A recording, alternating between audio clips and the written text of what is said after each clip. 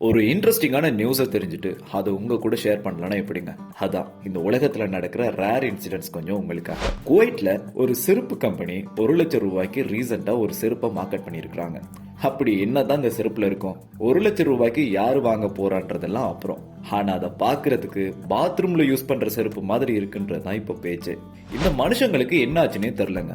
Robot கண்டுபிடிச்சாங்க, அது மனுஷனோட கெப்பாசிட்டியவும் தாண்டி போயிடுச்சு. ஆனா அது உடைஞ்சு போனா தற்கொலை பண்ணிடுச்சுன்னு சொல்றதெல்லாம் நியாயமாங்க? சவுத் கொரியாவில் இந்த மாதிரி ஒரு ஆபீஸ் ரோபோ ஒர்க் ப்ரெஷர்ல ரிப்பேர் ஆனதை தற்கொலைன்னு நியூஸ் வேற கொடுத்துருக்காங்கன்னா பாருங்க. அமெரிக்காவில் ஒரு லேடி தன்னோட ஹஸ்பண்டோட பர்த்டேக்கு செம்மையா ஒரு பார்ட்டி ரெடி பண்ணிருக்காங்க. அந்த அரேஞ்ச்மெண்ட்ஸ்க்கு தனக்கு ஒரு தேங்க்யூ கூட சொல்லாததுனால ஹஸ்பண்ட பூச்சி மருந்து கொடுத்து போட்டு தள்ள பார்த்துருக்காங்க அந்த லேடி. என்னத்த சொல்றது?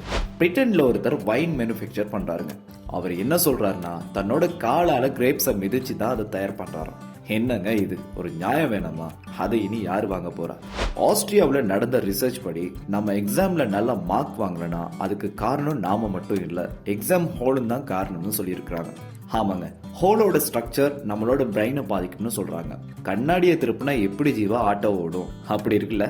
இப்படி நிறைய இன்சிடென்ட்ஸ் நடந்துட்டே தாங்க இருக்கு. கொஞ்சம் கொஞ்சமா அடுத்தடுத்த வீடியோஸ்ல பார்க்கலாம்.